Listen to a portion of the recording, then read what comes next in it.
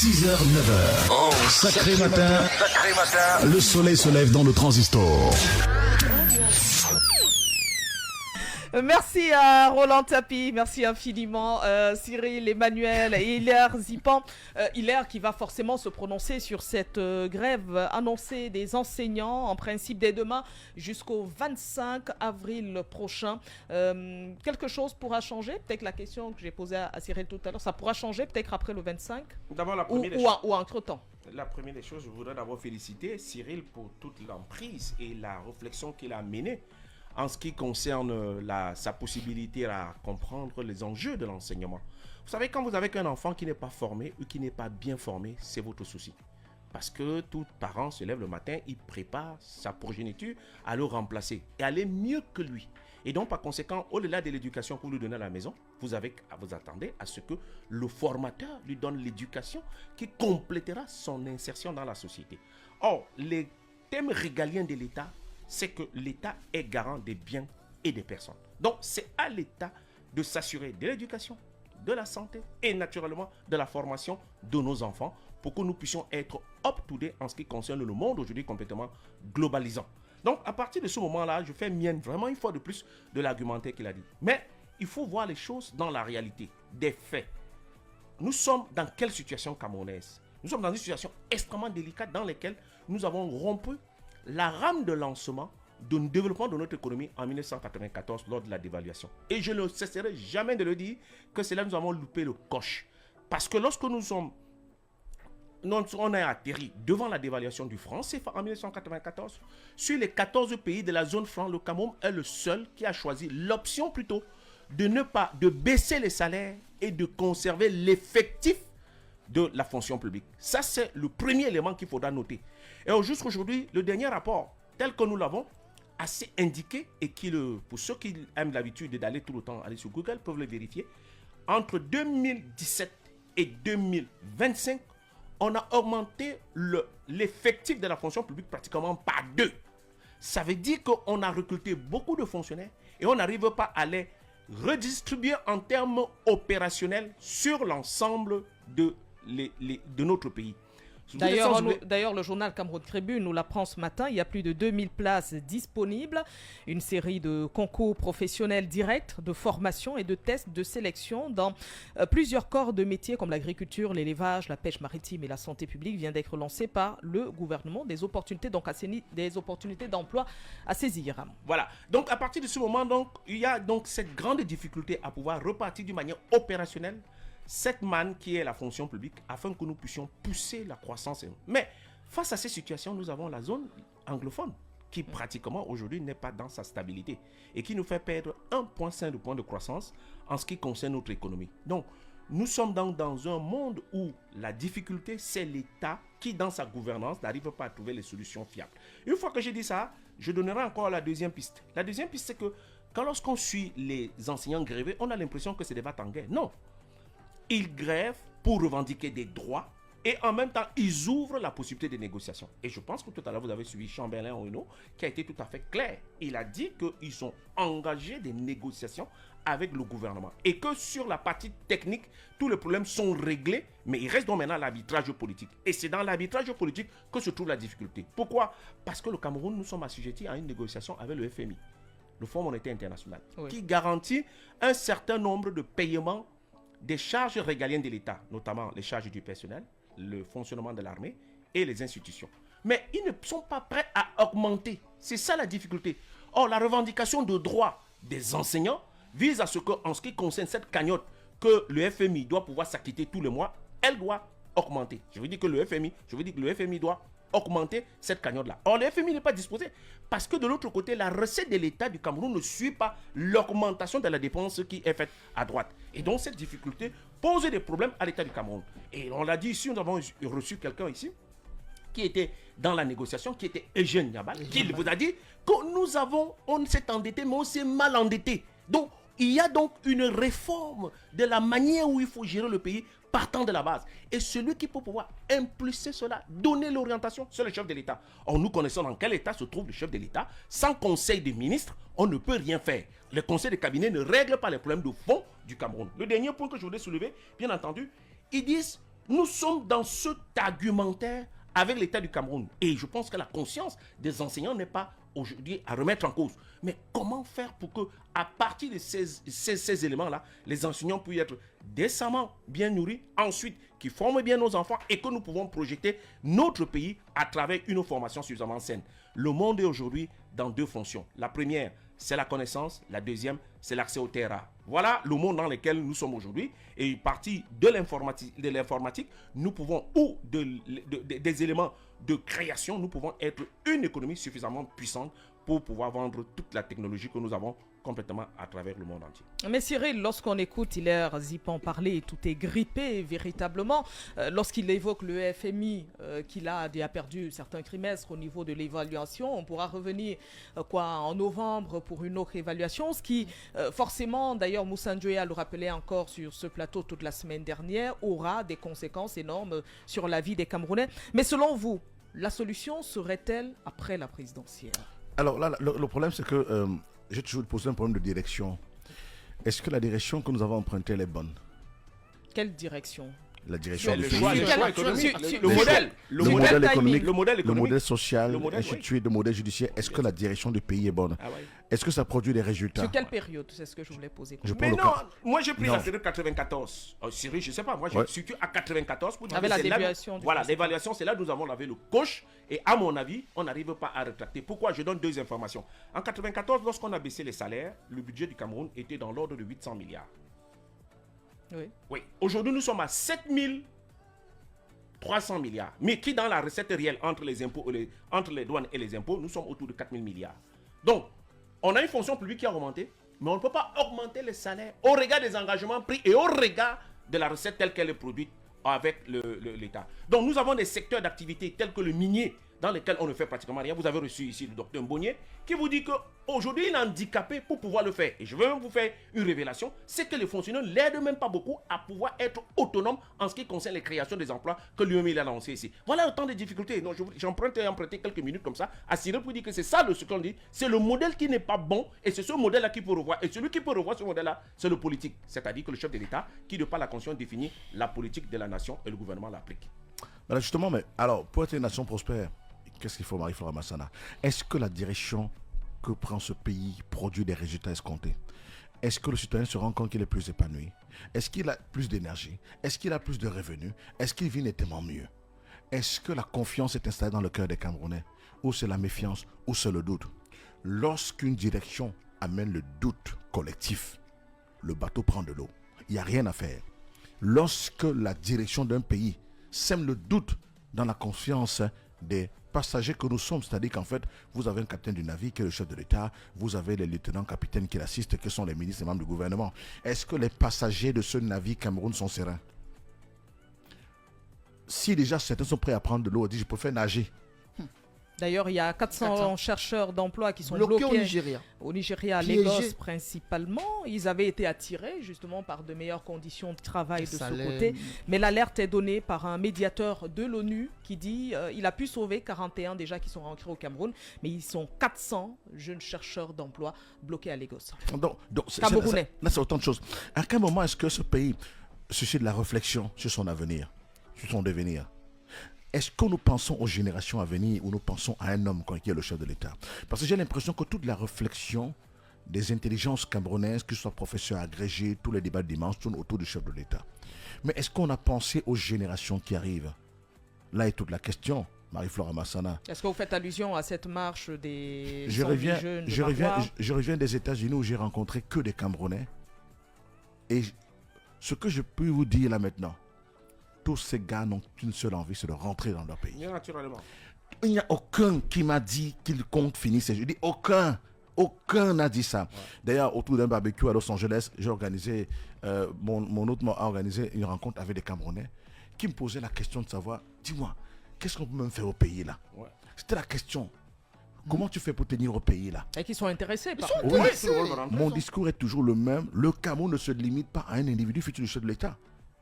Le Cameroun, c'est un grand destin, c'est un grand avenir. J'ai dit, regardez aujourd'hui la Turquie. L'Empire ottoman était quoi il y a quelques années?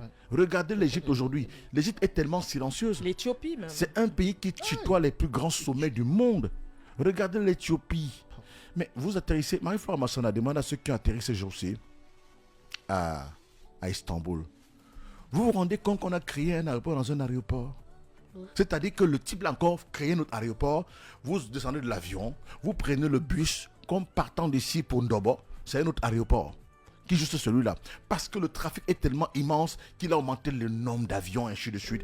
Parce que le gars a compris que ma position géographique me permet d'être un véritable hub entre l'Europe, l'Asie et l'Amérique. Voilà comment un gars pense son truc. Et il a mis les moyens qu'il fallait sur son aviation et ça développe le reste. Parce que dans tous les cas, le transport doit toujours le commerce.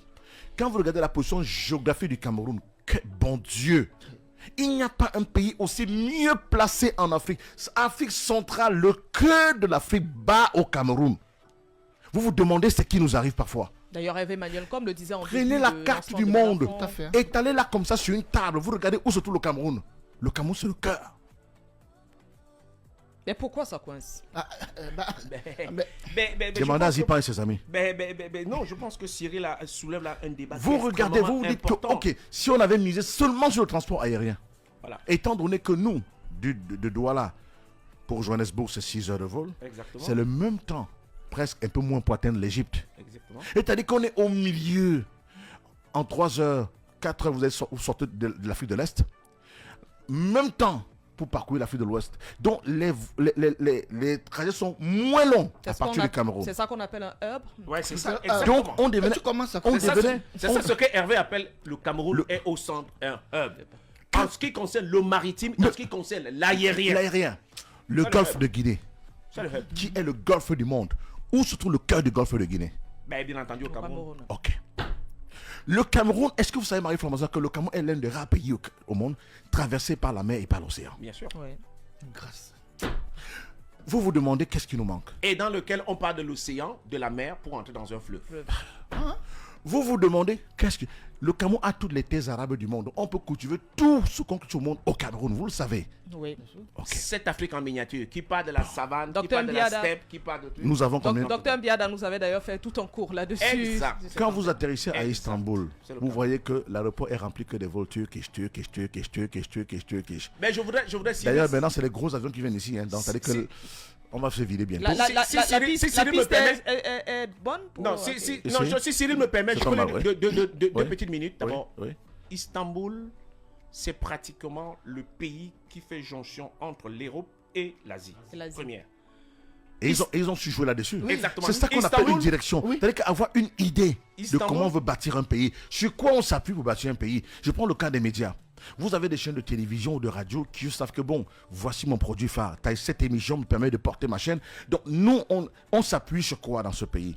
C'est-à-dire qu'on aurait pu miser sur l'aérien par exemple. Je Que voudrais le terminer- trafic, que Ou le pour maritime. aller d'un point à l'autre de l'Afrique, tout le monde atterrit d'abord au Cameroun.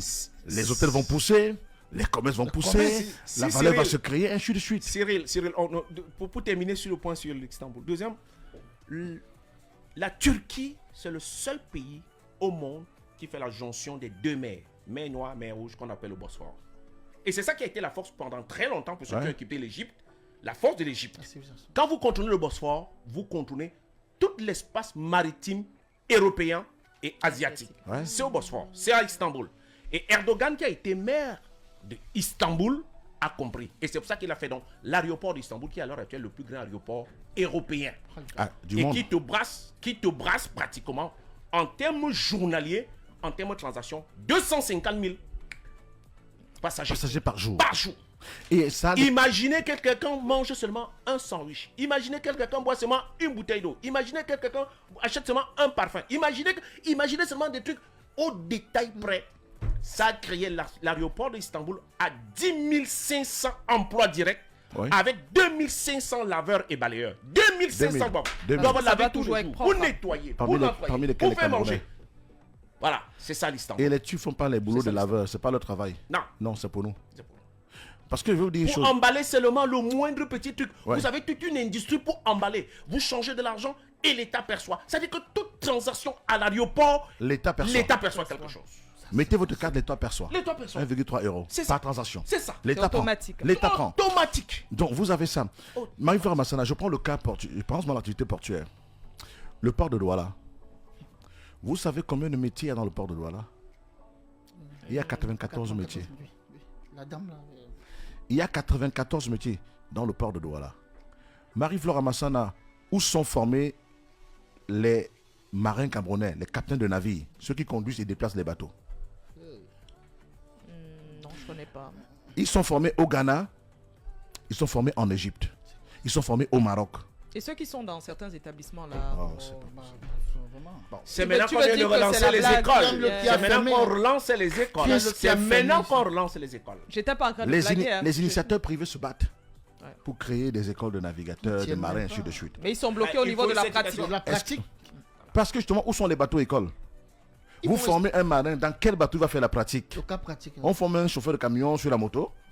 Pas Ouais. encore. Donc pour vous dire à un moment donné qu'on se demande, mais je vous dis, il est plus que le cas des avions. Bon, on a mis 3 000 milliards pour construire des stades qu'on n'utilise pas. Ça achète combien d'avions? Bon, prenons seulement les Airbus A300 quelque chose là. Ça Non, achète non, pas les combien MA60. MA60. Emmanuel. Ça achète combien Parce d'avions? qu'on nous a donné, après on a donné le cadeau dessus. On a acheté, on a donné le cadeau. Vous savez que l'activité qui génère le plus d'argent dans les pays qui se développent rapidement, soit c'est l'intelligence, soit c'est le port. Tout à fait. Le Cameroun est le hub d'Afrique centrale en matière portuaire. Le Cameroun a le port en eau profonde de Kribi, a le port de Douala, a le port en eau profonde de Limbé, qui n'a jamais été mis en Ah, même service. le port qui n'a sec jamais de été- Garoua. Le port de même. Tico, Oui, il y a Tico. navigation fluviale, où les bateaux peuvent entrer. On peut entrer au Cameroun par tous ces endroits-là. On peut entrer par Kribi, on peut entrer par Tico, on peut entrer par Douala. Ah ben les gens ont oublié, c'est que le port de On Garoua a fonctionné. A pendant fonctionné. Très Très longtemps. longtemps. Exactement. Qui est en On peut, 95. voilà, on peut entrer également par Garoua. On peut entrer par Limbé. Quelle chance, Marie-Flore Amassana. Est-ce que Garoua aurait encore besoin de demander à Yaoundé pour construire des écoles? Non. Puisque l'activité fluviale de Garoua est suffisamment rentable pour pouvoir générer des dividendes, des bénéfices pour la région et le nord en général. Même chose pour le nord, pour le sud-ouest, avec ces deux ports Limbé et Tico. Douala devait être gâté. Kribi devait être un véritable paradis. Donc c'est pour je poser la question, quelle est la direction? Si c'est gérer les 2000 fonctionnaires là, voilà toujours des nouvelles qu'on annonce aux gens qu'il y a 2000 pas disponibles pour devenir fonctionnaire de l'État. Et puis quoi? Et le secteur, c'est-à-dire que les enjeux économiques majeurs de ce pays sont tenus par ceux desquels piliers. Le GECAM, est-ce que le GECAM est écouté? Privé. Bon, Tamba a été nommé à Privé. SNI, mais est-ce que le GECAM, quelle est la part du GECAM dans le système, dans le fonctionnement de l'économie nationale? C'est un organe consultatif ou c'est un groupe de petits milliardaires qui s'endettent à coup de milliards dans les banques et lancent leurs affaires et sont des hommes d'affaires? Est-ce qu'ils ont voix au chapitre? Lorsque un chef d'État est porté sur les enjeux économiques, il ne va jamais sans le secteur économique. Tout à fait. Paul Biya l'a fait quelquefois. Mais chaque déplacement du président, Notamment pour il la met Turquie. dans son avion des Turquie. cas. Quand il va en Turquie, il va avec eux en Turquie ou il va en Chine. Mauvaise rigole. Chaque déplacement, même s'il partait seulement ici en Érythrée, il se renseigne que l'Érythrée produit quoi. On dit, ah, ils sont un peu dans les mines. Il dit, Bokom vient dans mon avion. Non, Qui non. d'autre fait des mines ici? On dit peut-être, viens, on va ensemble. Bon, calez-moi des rendez-vous. J'ai mes hommes d'affaires là. Il faut qu'on ait. Faites tout, hein, monsieur le ministre des Mines. Hein, débrouillez-vous. Hein, il faut que mes gars aient des concessions là-bas. Débrouillez-vous. Le rôle du ministre. En fait, c'est quoi le rôle d'un ministre, Marie-Flore Massana? Un ministre est le lobbyiste du chef de l'État.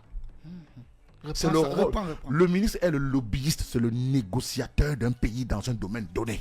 C'est-à-dire que si le président Paul Biya veut développer le sport, il va choisir comme ministre des Sports celui qui a le profil de négocier des intérêts du Cameroun sur les questions de sport. Pas créer des conflits. C'est pas lui.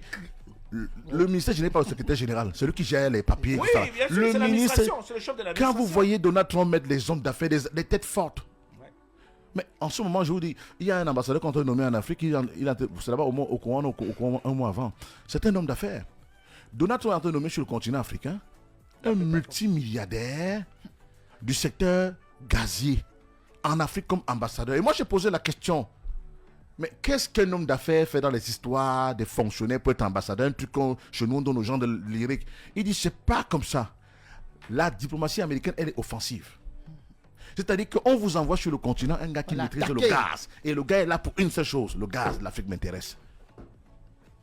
C'est le gaz là. Donc, étant là où il est, qu'il soit au Gabon, que ce soit au Cameroun, le gars va négocier tout le Nigeria. Donc, rassure que d'ici les 20 prochaines années, l'Amérique a la même mission sur le gaz. Donc, il est en mission, il est conscient. Et pour Donc, il lui, n'organise pas c'est les un, meetings. c'est un privilège. Mais comment nomme-t-on les ambassadeurs camerounais? Quels sont leurs profils? Dans quel intérêt pour la nation? Puisqu'aujourd'hui, on est dans les diplomaties offensives. C'est-à-dire qu'en fait, le pays choisit ses intérêts et nomme Zipan. On sait qu'on envoie Zipan en Turquie. Zipan est dans la logistique et le transport. Nous voulons développer au Cameroun un secteur de construction ou alors d'assemblage des pierres de transport. On veut, avec le port de Kribi qui arrive, il faudrait qu'il y ait une navigation routière. Zipan est dans le domaine, bon, il est le plus disponible. Demba, lui, ne veut pas, ça ne l'intéresse pas, mais Zipan, allez, Zipan sait quelle est sa feuille de route. Après 3 ans, on appelle le gars. Mission accomplie, le gars rentre. Oui, bien sûr. En tout cas, pour le cas de... Mais chez nous, ici, on nomme un ambassadeur, le gars danse. Oui. Il fait la fête ouvrière, remercie le chef de l'État. Oui. C'est quoi sa feuille de route? Pas de Et du coup, vous Parfois, avez des on l'oublie Camerounais, même là-bas. mais vous avez des Camerounais qui ont trouvé des problèmes consulaires. Toujours des problèmes consulaires. Vous demandez que, mais c'est pas lui qui gère ça. L'ambassadeur, c'est le visage d'un pays dans un autre. Ce n'est pas lui qui gère les affaires de passeport. Et cette lettre de réforme des institutions financières signée de Babi Sakana, Emmanuel Koko, Cyril Bojiko, Hilaire Zipan et Charles Douglas Ndemba, il dit il est urgent d'arrimer aux nouvelles technologies les institutions financières publiques comme la Caisse des dépôts et de consignation, la Caisse autonome d'amortissement, le Fonds spécial d'équipement. Il évoque la SNI, bref, il revient sur la plupart de ces sociétés-là. Une sortie comme celle-là, largement partagée d'ailleurs par la presse ce matin, cette lettre de Babi Sakana au président de la République, au chef de l'État, est-ce que ça peut faire bouger? Mais du moins, est-ce que c'est un problème d'intelligence ou, comme tu l'as dit tantôt, de direction? Est-ce qu'on ne sait pas tout ce que dit Babi Sakana dans cette lettre au chef de l'État? C'est comme dans le football, je passe sur le contrôle de Chadouga Demba. Si le 4-4-3 ne paye pas, revoyez le système de positionnement des joueurs sur le stade. Revoyez le système de jeu. Ça ne sert à rien de changer les joueurs, c'est de revoir le système de jeu. Le problème du Cameroun, s'il y a d'abord le jeu. Le jeu n'est pas adapté aux défis d'aujourd'hui. On est resté sur des modèles des années 80, parce qu'on a un président qui est arrivé en 82. Les années 80, avec le boom qu'on a eu dans les années 90, les réformes, la numérisation à outrance des années 2000, avec les nouvelles technologies de l'information et de la communication, et aujourd'hui, des nouveaux pays émergents qui, depuis 2010, sortent de la tête de l'eau et tutoient le monde entier. Le Cameroun est resté. Quelle est la place du Cameroun aujourd'hui? Quelle est la place du Cameroun aujourd'hui lorsque la RCA peut nous bouder pour aller demander un appui maritime de la Guinée équatoriale? Quelle est la place du Cameroun aujourd'hui quand le Tchad peut se passer de nous? Quand on devient un pays contournable? Pourtant, on était un pays incontournable hier. Nous sommes devenus contournables aujourd'hui. Les gens peuvent jouer avec nous. C'est parce qu'on n'a pas pu le plan de la modernisation. On le dit dans les discours, mais véritablement, on n'est pas là aujourd'hui. Il y a des choses qu'on fait encore aujourd'hui, comme qu'on ne fait plus. C'est-à-dire que la digitalisation n'est pas généralisée. Vous avez le site Télécam qui ne fonctionne pas. Vous vous demandez que, mais en 2025, vous avez encore des sites internet qui ne fonctionnent pas. Pourtant, les gens veulent avoir accès aux données biométriques de leur inscription ou pas. Pour savoir. Et si aujourd'hui, on a des logiciels qui font du nettoyage. C'est-à-dire qu'on n'a pas besoin de savoir si son grand-père est décédé ou il est encore vivant pour savoir s'il est encore dans le fichier ou pas, parce qu'on a tout centralisé au niveau du BINEC. Lorsque l'hôpital Akintini a un décès, c'est l'hôpital Akintini qui fait le certificat de décès, qui constate le décès. À l'instant, ça entre dans la machine de l'Akintini que le BINEC a déjà l'information qu'il y a un qui vient de quitter la scène nationale et toutes ces données remontent.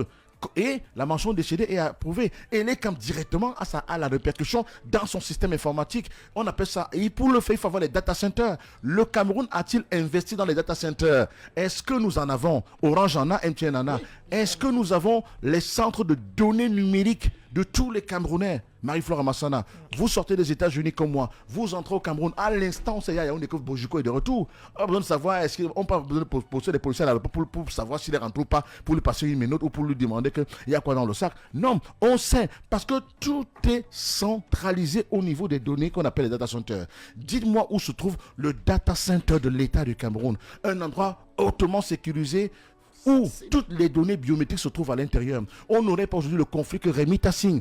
Vous regardez ce qu'il est en train de faire à Erecam. Il est en train de humilier carrément Erecam. Un ingénieur informaticien camerounais qui a réussi à montrer que votre site est atteignable. Il n'est pas sécurisé. On vous dit tous les matins, on a piraté le site. Et c'est des petits jeux, des petits hackers. Lorsqu'il faudra que l'intelligence russe déstabilise les données sécuritaires camerounaises, vous allez faire comment? Je vous pose la question aujourd'hui. La simple digitalisation permettait aujourd'hui non seulement à l'État de récupérer beaucoup d'argent, de gagner plus de temps dans les process, c'est-à-dire qu'en fait les process répétitifs. Vous avez aujourd'hui, Marie-Flore Amassana, des répétitions qui sont faites. Vous partez dans je prends le cas, vous arrivez dans un hôtel, vous voyez il n'y a personne à l'accueil, simplement vous voyez des machines, On vous dit qu'on fait comment ici? On dit que mets ton passeport dans la machine là-bas. Vous mettez le passeport, ça vous donne votre numéro de chambre et ça enlève votre ticket et ça pond dans là où on met la carte magnétique là. Ça sort votre carte de chambre et puis vous montez, vous entrez dans votre chambre sans rencontrer quelqu'un. Vous avez des aéroports ici où vous ne rencontrez pas les gens. Demba connaît. Vous arrivez à l'aéroport, vous ne rencontrez pas les gens. La barrière est là, c'est fermé là. Votre passeport, rien que le passeport, vous dit si vous avez eu le visa ou pas. Et vous enregistrez et vous entrez. Vous tapez seulement français, anglais, espagnol. Vous tapez passeport et là, vous avez 2 ou 3 informations. Votre numéro de ticket de billet d'avion. Vous mettez votre numéro de ticket de billet d'avion et vous entrez.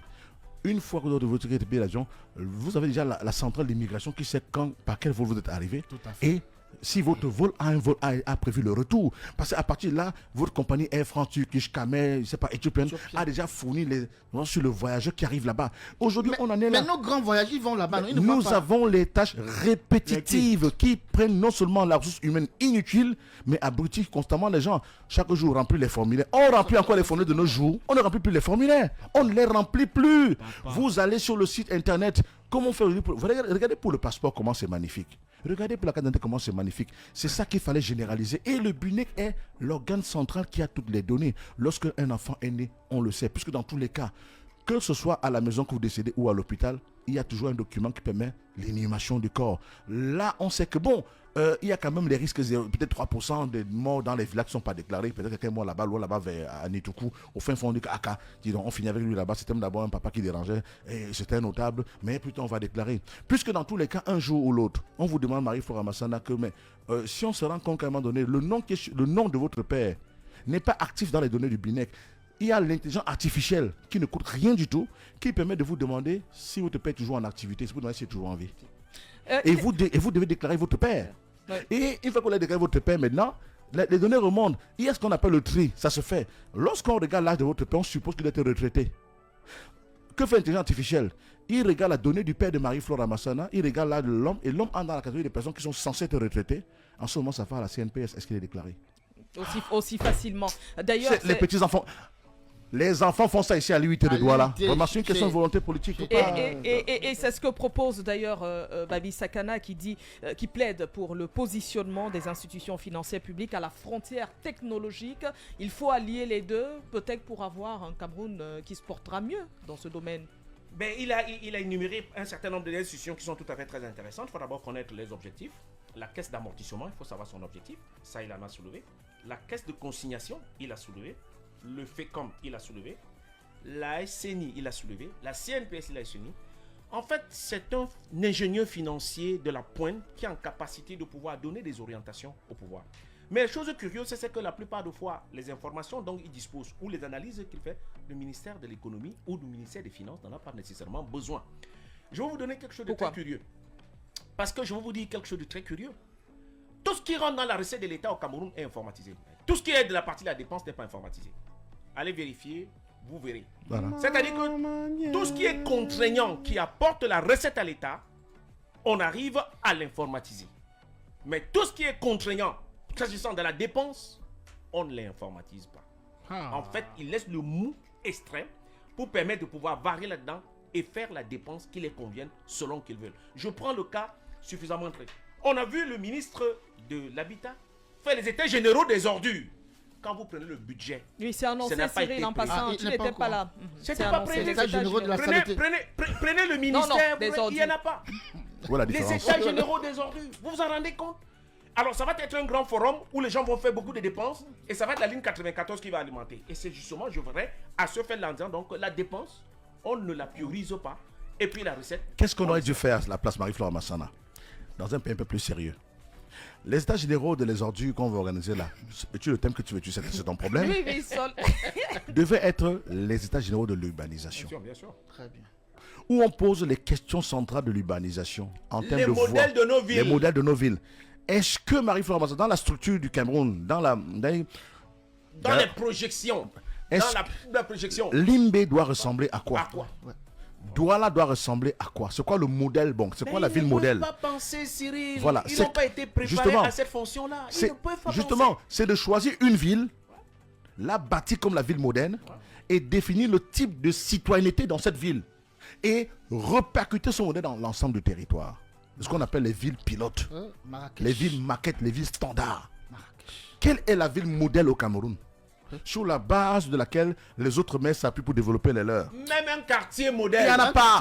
Même le quartier modèle. Il n'y en a pas. C'est C'est ça le problème aujourd'hui. Dans la vision, c'était quoi Bonamoussa dit? C'était quoi la vision de la cité verte? Voilà. Ok. La cité verte, c'était quoi la vision? Et tous les espaces qu'il y a à Bonamoussa dit sont occupés aujourd'hui. Le tout béton. Exactement. Le tout béton. Donc, on n'a pas de Même ville pour modèle. jouer au football. Même pour la beauté des yeux, Marie-Flora Massana. Vous allez aller quelquefois dans le cas de l'Afrique du Sud. Est-ce que Cape Town a la même architecture que Johannesburg? Non, ça ne serait Johannesburg, c'est des gratte-ciels. Ouais. Pretoria, c'est autre chose. Cape Town, C'est la plage. Ainsi de Cape suite. Town. Vous avez quand même Bloemfontein, c'est ainsi de suite. Même l'architecture des maisons n'est pas pareille. Donc, du coup, comment ça se passe? Si Chadouga Demba veut changer de vie, il change de ville. Simplement. Il change de ville. Il a un nouveau paysage, il a un nouveau décor, Le une décor, nouvelle un façon, bon décor. les maisons qui se ressemblent, l'architecture qui renvoie à quelque chose, ainsi de suite. Après 10 ans, il décide de changer encore de ville, il vend sa maison, il va ailleurs. Ça rend la vie belle. Vous voyez, un monsieur de 70 ans, il est tellement content. J'en ai rencontré dans des restaurants ou dans des clubs de bière. Ouais, monsieur 75 ans, il dit, je suis un vétéran. Et il vous parle, il est content. Il est tellement fier de vivre, vous le voyez là. Il dit, vous parlez du Cameroun. Il parle de Mila, il parle de Eto. Il est tellement fier. Vous le regardez à son âge. Il a vous un raconte. sens à la vie. Mais il est a tellement un content. sens dans sa vie. Mais oui, j'ai bu la bière Et nous, nos retraités? dans le désert du Ah, Nevada. ben ils sont comprimés. Je suis Damier. parti, je suis allé. Inquiet. J'ai même publié cette photo. Inquiet. J'ai rencontré un vétéran, 72 ans. Le monsieur m'a dit qu'il a 73 ans le 16 mai prochain. Et il me dit comment ses enfants sont en train de lui organiser quelque chose. Il sent qu'il y a quelque chose. Il me demande mais il faut que tu viennes. Il dit, moi, mon ami africain, il faut que tu viennes. C'est un ancien capitaine de l'armée américaine qui a pris sa retraite et qui fait quoi? Il fait le taxi. Pour se détendre. Oui, il fait Uber. Et donc ce jour-là, il m'a dit que non, il y a des jours à ce moment où il ne travaille pas. Sa femme n'aime pas quand il travaille. Il ne travaille pas. C'est son jour pour boire la bière. Oui, il prend comme ça là, un gros verre comme ça là, il met 2 bières à l'intérieur, il boit la mousse. Il a d'abord la moustache blanche, il a la mousse. Il te montre les photos de ses enfants qui sont dans l'armée, d'autres qui sont ici. Il vous montre sa femme, c'est une ancienne à la retraite. Vous l'observez, c'est-à-dire qu'en fait, j'ai cette photo, vous l'observez. Et il est fier de lui. Il est tellement content. Ça fait un sens. Il vous dit comment il a vendu cette maison. Il est content d'avoir pris Oui. sa retraite. Et là, Et chez nous, beaucoup ne veulent pas il la vous dit que retraite. là, il veut s'installer dans les montagnes, mais ses enfants ne veulent pas.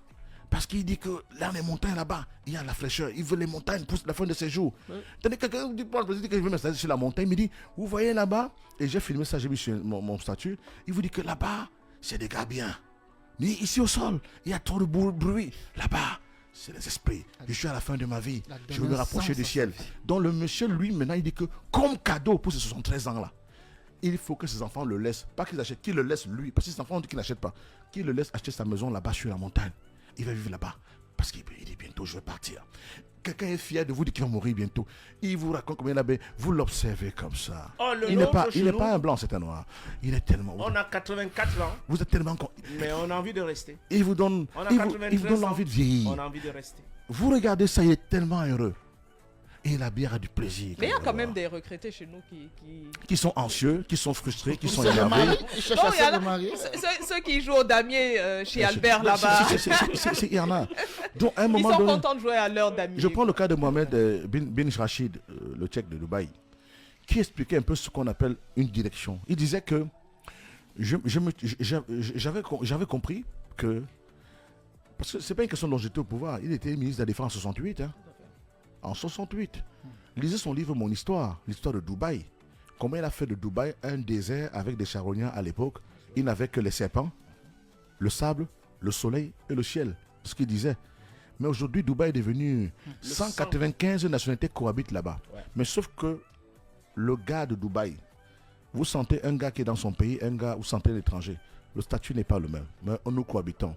Il avait dit, j'avais compris que je gagnerais à rendre mes gens fiers. Je gagnerais à rendre le peuple fier et heureux. Si j'ai un peuple qui est fier et heureux, ils vont m'aider à développer le pays. Mais si j'ai un peuple qui est frustré et opprimé, tout ce que je vais faire, ils vont le gâter. Rien ne marchera. Donc j'ai investi d'abord sur les hommes et les hommes ont investi dans le pays. Et voici Dubaï. Qui a compris le message? Moi, j'ai compris. Je m'étais battu. J'avais compris qu'il fallait d'abord rendre les gens fiers. Il fallait qu'ils soient heureux et épanouis. Et une fois qu'ils seront heureux et épanouis, ils vont m'aider vers la développement. Mais si j'avais un peuple frustré et opprimé, tout ce que j'allais faire n'allait pas marcher. J'ai donc investi sur les gens. Le peu de gens que j'avais, j'ai investi sur les gens, sur les hommes et les femmes. Je les ai rendus heureux et épanouis et ils m'ont aidé à bâtir ce que Dubaï est devenu aujourd'hui. Donc ce que vous voyez, Dubaï, ce n'est pas moi. J'ai juste donné une direction. Si j'ai une équipe qui est épanouie, si j'ai des gens qui adhèrent, on va fédérer nos énergies et ils vont coopérer à la construction d'un pays. Donc Dubaï est un patrimoine commun. Tu as compris? Et moi. Voilà. Et pendant ce temps, vous avez des retraités qui continuent, ou sinon des personnes qui continuent de réclamer leur dû dans les ministères à Yaoundé, à marcher des jours et des jours. On pense notamment aux anciens employés du chantier naval industriel du Cameroun, malheureusement, qui jusqu'à ce jour n'ont pas pu... Voilà, ils n'ont jamais été désintéressés. Il y a Annie Payeb qui envoie le message lorsque Cyril parlait de data center. Elle dit, oui, le Cameroun a un champion africain de data center qui est ST Digital, mais il n'est pas au Cameroun, rassure-toi. Ils sont à la pointe et présents dans 7 pays africains. Un Camerounais, Annie. Merci beaucoup, Annie Payeb. Merci infiniment. Merci, Annie Payeb. Mais ce n'est pas l'espace pour construire les data centers qui manquent. Ce n'est pas l'espace. Ce n'est pas les jeunes informaticiens qui manquent. Ça, je n'ai pas. La pire des choses, ce n'est pas la capacité à pouvoir créer qui manque. Allez demander à la CID de Douala où ils sont les data centers. Bien sûr. Allez à la communauté urbaine de Douala ou de Yaoundé. Vous demandez les data centers. Il n'y en a pas. Donc, pour les permis de bâtir, vous avez encore les piles de documents. Marie-Flo, on ne remplit plus les formulaires. C'est terminé. C'est sur Internet que vous le faites. Le data center met une information erronée, ça t'envoie le mail pour dire que mais ton information n'est pas ce que tu as mis depuis ton pays, le Cameroun. Mais il y a une différence. Pouvez-vous corriger, s'il vous plaît? C'est-à-dire qu'aujourd'hui, on dit encore remplir la paperasse, ainsi de suite. Non, tu as mal. Je vous dis, je prends le cas des villes. La mairie de la ville s'occupe des gens et des biens. Les actes d'état civil, les actes de bâtir, ainsi de suite. Démolir. Voilà. Où est-ce qu'on les consigne? Si on avait un data center, aurions-nous aujourd'hui des problèmes de titres fonciers qui sont annulés? Ça aurait été automatique. Tant que c'est toujours fait à la main et qu'on peut remplir les formulaires et ainsi de suite, ben, c'est normal. Donc, si nos actes de justice étaient centralisés, est-ce qu'on aurait encore besoin de partir à reprendre son casier judiciaire? On ne le ferait pas. Alors, tu me rappelles que je dois prendre le mien pour ma carte nationale d'identité. En Gaoundéré. Eh bien, dis donc. En Gaoundéré. Alors, j'ai rendez-vous. Où Et fait-on? vous avez rendez-vous. Et si vous n'êtes pas né à Douala, qu'est-ce que vous faites? Non, là, je suis obligé Comme a de dit demander. Babi Sakana. Donc, si on n'est pas à la pointe de la technologie, l'État paie beaucoup d'argent dans les services manuels. Beaucoup d'argent. Si on vous dit, si les experts comme Babi Sakana ou comme Essomba peuvent vous dire ce que l'État paye en évitant une chose simple, la digitalisation, qui ne coûte pas cher du tout. Et ces cerveaux, le Cameroun en a. L'UIT de Douala, État, mais en produire. Ils sont encore sortis vice-champion du monde. Il y a un truc dans Google. Le Cameroun est sorti vice-champion du monde de Google. Vice-champion du monde de Google. Encore. On a encore pris. C'est-à-dire que vous demandez. Mais après, c'est pour aller où? That is the question. Pour les villes, ça c'est un auditeur qui nous l'envoie, je suis membre de la réflexion sur les villes intelligentes et comme on dit, les états généraux des ordures est une imposture. C'est la ville en général qu'il faut questionner et dans le cadre des villes intelligentes, les ordures sont juste un volet qui s'intègre dans un ensemble dont l'objectif est le bien-être par une organisation venant d'une réelle vision de la ville. Pour les villes, on commence par définir ce qu'on veut faire de la ville, soit ville commerciale, ville universitaire, ville de santé, ville touristique, ville gouvernementale, ville industrielle. Chacune de ces villes est particulière et aucun modèle de la ville ne s'applique à tous. Dans la ville, on définit donc comment est-ce qu'on travaille, comment est-ce qu'on vit, comment est-ce qu'on circule, comment est-ce qu'on joue. Comment est-ce que vous pouvez compléter? C'est un auditeur d'ailleurs qui nous fait part de cette réflexion. Il précise qu'il est membre de la réflexion sur les villes intelligentes. Voilà. Je ne savais pas que ça existait. Ça existe. Juste pour la petite expérience, Marie-Flo, c'est pas normal d'arriver dans un espace qui est réservé normalement au milieu estudiantin comme l'université et de trouver tout autour des bars. Et les auberges.